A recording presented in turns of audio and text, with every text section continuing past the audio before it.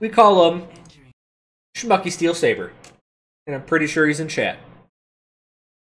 Schmucky Steelsabre is 3000 SR. He's in a 2800 game.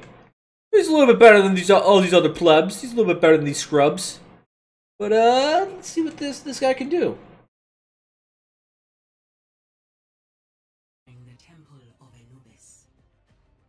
Also, he's playing McCree.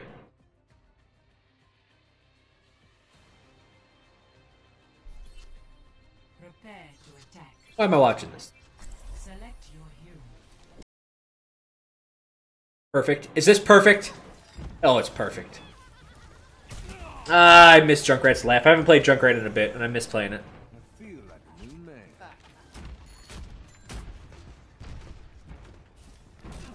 Okay.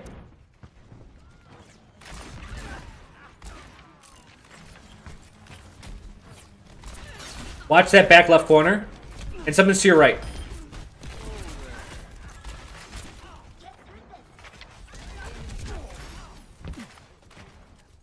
Junkrat's to your right.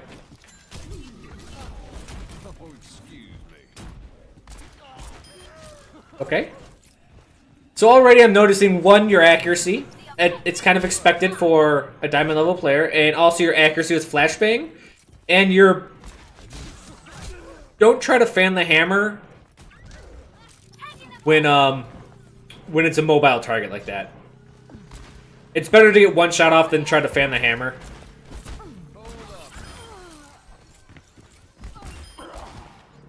Yeah, it's better to get one shot off on him than fan the hammer. That's an enemy trap. Alright, so sound is also a thing you need to start looking at. You heard the trap hit the ground and the trap looked pretty obvious in front of you, but maybe you thought it was the enemies. Or the allies. Dead. Alright, the sit and hide method, that works too.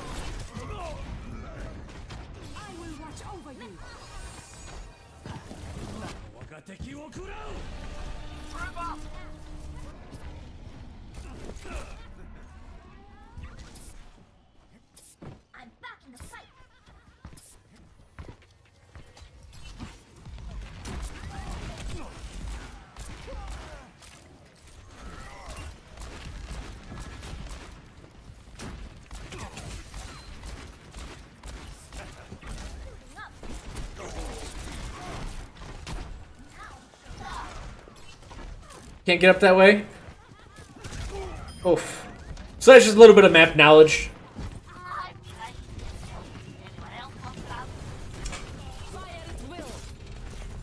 I like how the Mercy pulled out her gun when that ult came out. One thing, like, High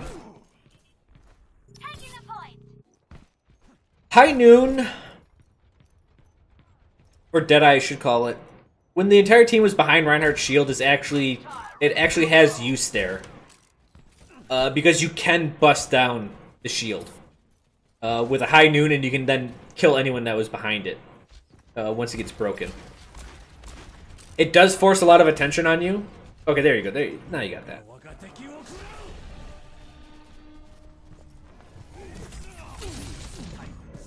Okay. That's just overextension. Also not looking both ways before you cross the street. I've got unfinished business. But yeah, when you see an entire team behind a Reinhardt shield and they're out, where you can get at least 3 seconds of charge, yeah, definitely take that.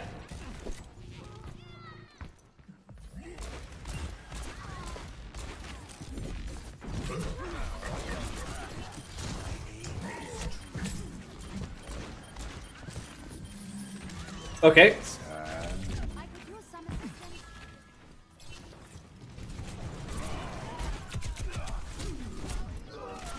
That was good, except for that death.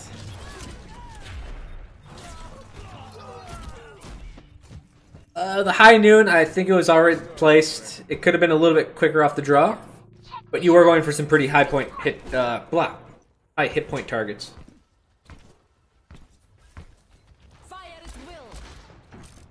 Yeah, McCree is, I imagine McCree, as someone stated before, is quite tough on the council.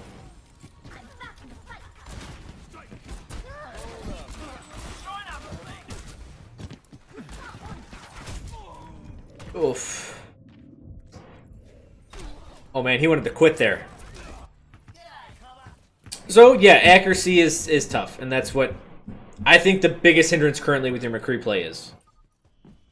There's a little bit of sound, a little bit in like environment variables that you can do better on, but overall, McCree is one of those heroes where decision making will not win you the game over mechanics.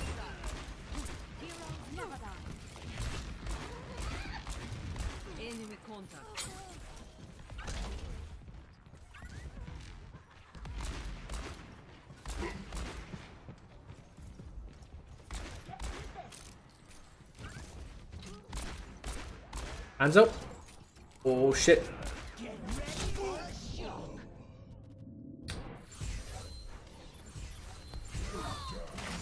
Okay, man, you guys keep on trying. The thing is, I really haven't seen a good dedicated push from your team. You take too many casualties or too much damage beforehand.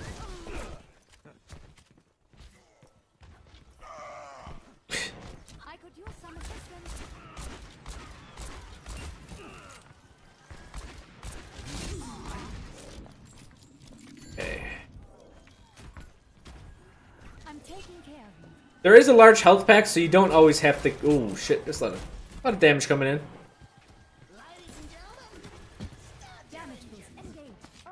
Someone's right next to you. Lucio is. There you go. I would. There's the Hanzo. That was the other footsteps I was hearing. Don't be afraid to flashbang right off the bat. I know that seemed like an easy kill, but 100% confirming the survival of a teammate is more important than your cooldown.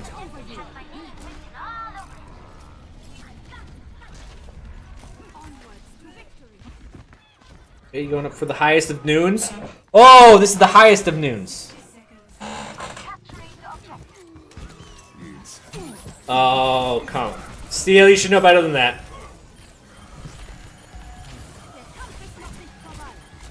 So, good triple shot. Alright, you're doing work here. You're doing good.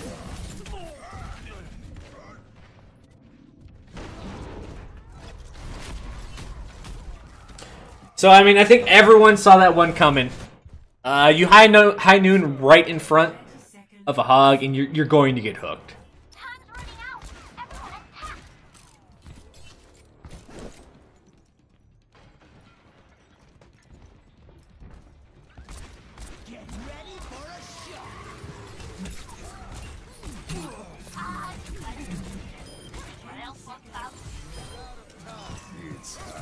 Oh, it wasn't a bad idea, actually.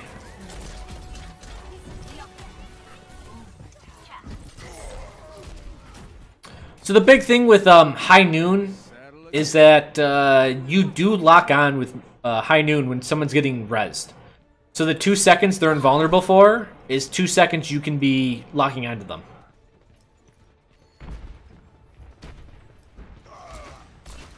I like how the Mercy's just killing people.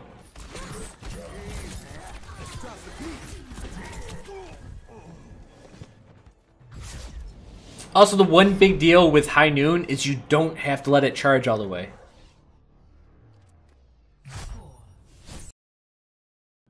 I don't know if you're from America, but if you ever see the old westerns, drawing is all about speed, and it's all about killing the guy really quick. So when you have a quick draw ability,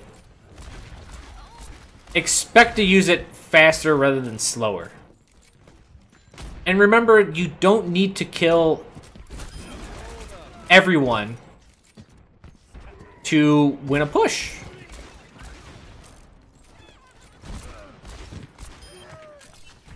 If you kill 1 or 2 people, you'll probably win that push. There's a Mercy to your right. I think this has to do with just man,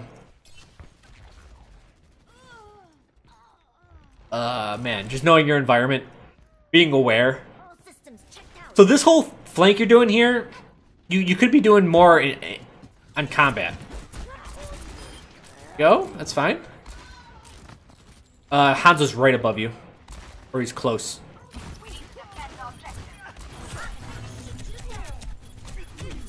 Okay, you got one kill. The Hanzo was above you and the Diva killed him.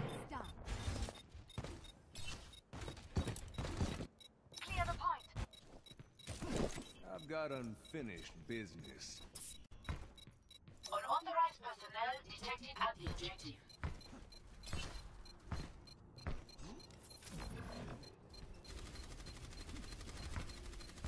Our objective under attack. So let's see this defense. New defense point. Objective B.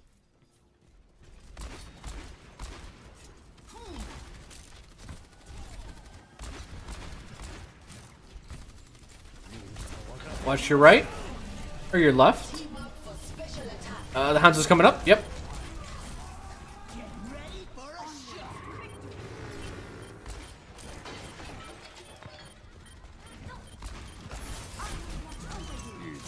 Get him.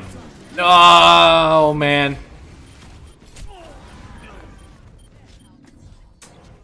Not good. This is not good. So, again, you had the line up on the Lucio. You should have just pulled the trigger, in all honesty.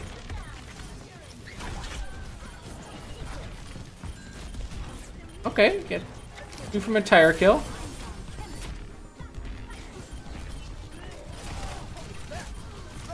Amp healing! Yeah, that's not gonna save you, but it was a good try. Stone, what up?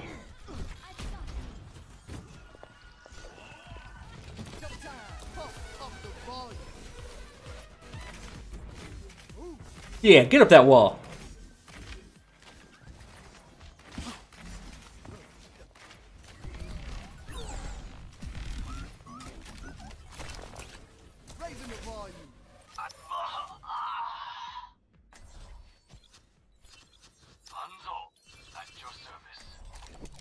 Alright, back to McCree. Wow, that took a lot of time. Just like the game processing it.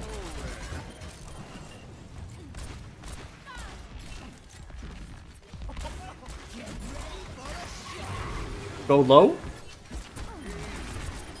Get the junk right now. Perfect. That was a Zarya right in front of you. Careful of her. Two really good kills.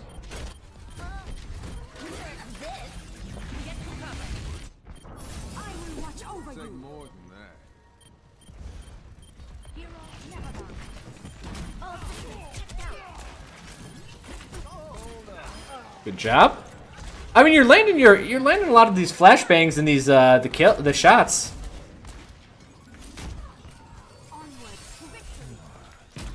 Oh, Hanzo. Fucking Hanzo.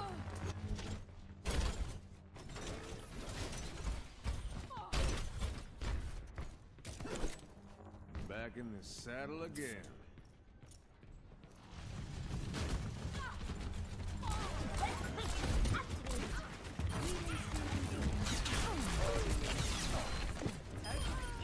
Okay.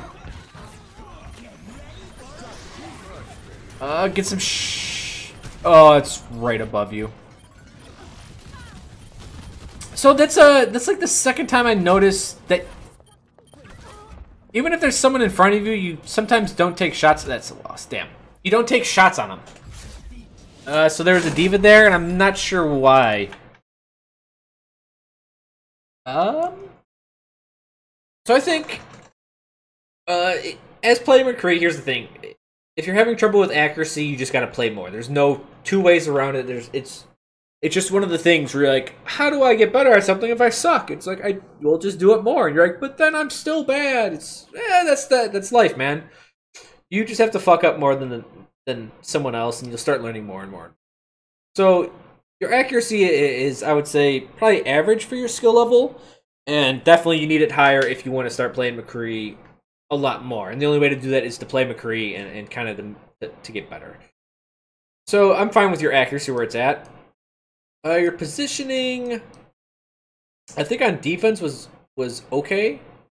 So on defense, you were kind of holding the left side, and you were kind of wandering a little bit. You're kind of watching the left side, and you wandered up to the high ground, had a low ground, you went over here. While your team was all the way on the other side of the map over here. So just try to be in combat more. How can I say this? I don't want to say be with your team, but I just want you to be, you know...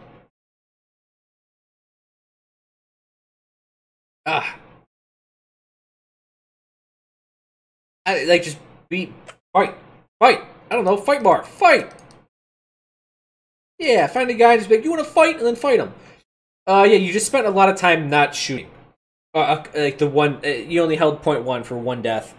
But still, you're wandering on that one. As for your attacking position, when you were attacking, I think it was fine, but sound, I was noticing stuff. There's just a lot of going around you, and you just had no clue. So I heard the Junkrat and the Lucio when you did that first push. I could hear that. The Lucio and the Hanzo above you when you're doing that second point attack. Just stuff like that. You need to use sound to understand where people are at and then, you know, account for that appropriately. I actually was atypically poor that game. Not that bad. I think I've gotten better since that game. Okay, no, I'd expect you to get better from there, Steel. Yeah, I would... That's like the one thing, and I say this with Junkrat all the time, and it's funny, people, you know, they're like, when Blizzard's like, do we buff tire health or speed? And I was like, well, health. And they went with speed.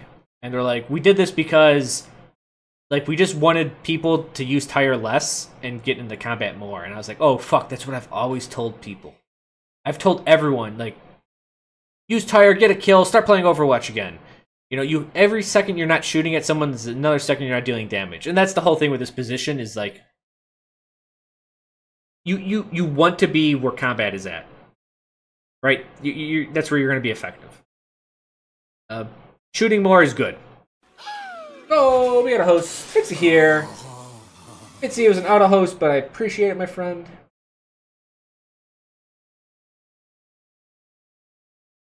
Oh, Huey wants to co-host. Oh, fuck. Why does Huey ask the host and then we get a host from Fitzy here? Oh, Fitzy here, viewers, thank you for showing up. But Huey wants to help me review people. That's a Torb. Torb. Fuck is Torb now? So let me just finish up this one before I fucking shoot myself in the face. Logistics, I think your flashbang was fine. Flashing was good. That says flushing. I wanted to say flash. I think it was fine. Combat rolls seemed fine. Roll was fine. Your flashing was fine. The high noons. We'll just say noon. Were pretty lacking. Remember, just get the kill. It takes a long time to kill a tank with high noon. Like 5-6 seconds of locking on. That's way too long. I expect high noon to be locked on for like 2-3 seconds, if that. If you can get 2 kills, go with it. Remember, the point of an ultimate is to win you the fight. And to win the fight, you don't have to kill everyone. Right? You don't have to kill everyone that 1 second. If you kill 2 and you force out abilities and you force them into a bad position, you can take advantage of that. So definitely go for the 1 or 2 kills over the others.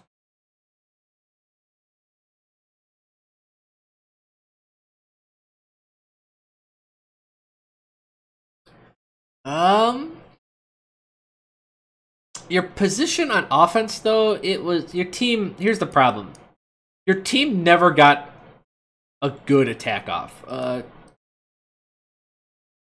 You took too much damage. Not you, but your team took too much damage.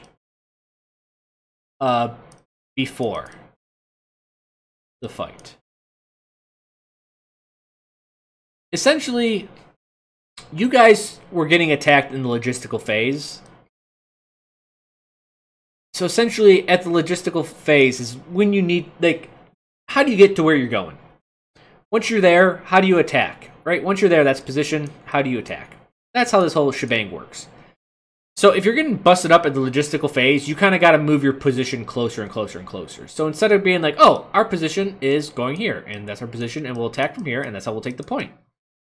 But if you're getting your ass kicked along this, you're like, all right, our first goal is to get here. So do everything you can to get here. Don't worry about these fucking next steps. This is too far down the plan for you. You have to go, what do we have to do to get here? All right, we have to watch flanking this way and flanking this. And then from there, all right, then we can worry about, you know, the flanking attacking this way and this way from that point. You kind of got to take up it in steps, and you want to take big steps at first because being greedy is good. There's nothing wrong with being greedy. Why? Because if you don't get punished, you win.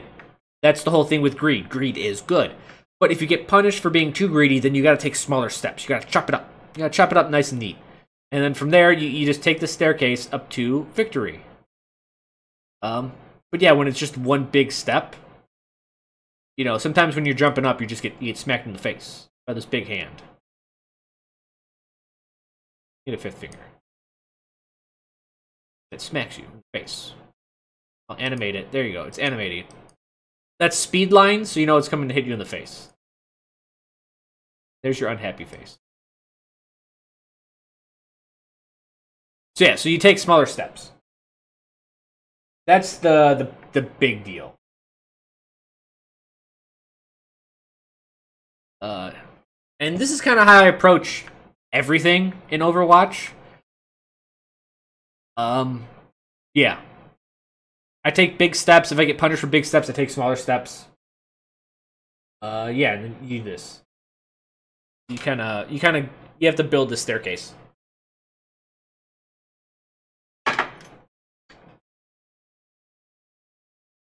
So start so greedy as you can. Yeah, start within the realm of being greedy. Let me... Hold on. Let me bring up a picture.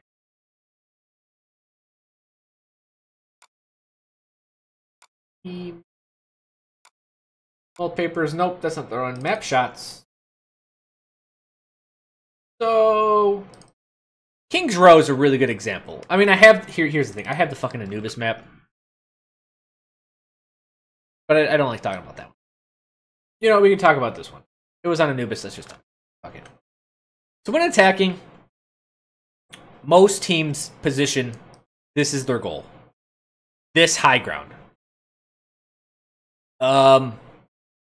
They usually go through this route to get to it. So you'd consider this, you know, let's color code it. Orange. Orange. A little bit hard to see, but orange is your logistics phase. We'll say blue, your information phase kind of happens all here and here. And a lot right here. There's a lot of information gathering going on right here. So like you pick apart, you're like, all right, what do we got to do? They're running X, Y, and Z. We think our plan is to go this way. So if you get your ass stomped for whatever reason, let's say there's a Junkrat here.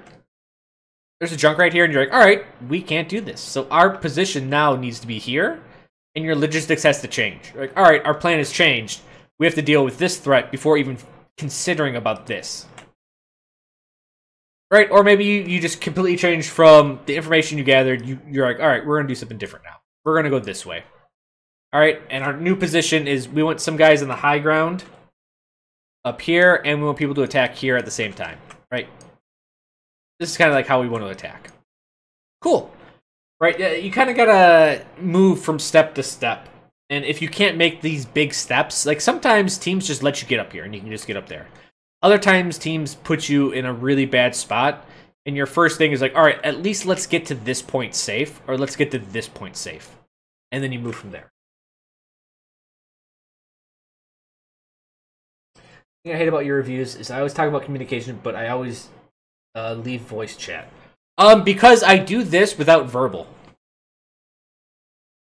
Right, if you want to know what I do is I make this area so safe and so easy to take that my team will take it naturally.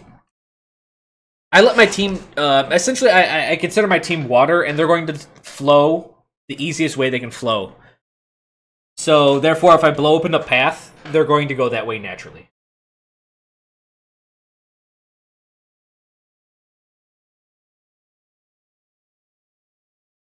That's the truth. That's how I operate without communication, is that I do actions. Talk is cheap, guys. Talk is so fucking cheap.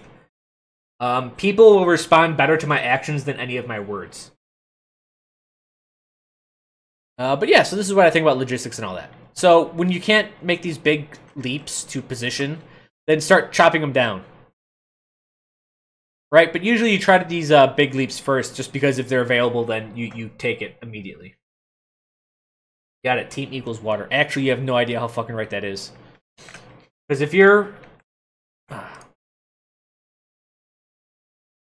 if you put pressure on a team like this, just like water, they're going to squeeze out different ways. They're going to push out this way. We see that on Eichenwald a lot. Actually, you'll see it here. And King's Row is a really, really good example. If you have a Reinhardt here, and we're applying a pressure here and here, the team will flow this way. Naturally. And if I attack here and they see me here, this is going to be avoided, and it's going to flow this way and kind of flow this way too. It really does work like that. Just remember that, yes, it is a flank, but yes, you're putting pressure, and the team, if they know about it, they will react appropriately. Don't be like, I'm going to flank here and kill them all. It's like, no, you're going to flank here, you may hurt someone, but more than anything, you're going to scare them. If they retreat because they're afraid, then hey, they're going to go the way the runner goes. Maybe they'll fight against you, but hopefully you have the advantage. My genius is finally recognized. With that, go on to the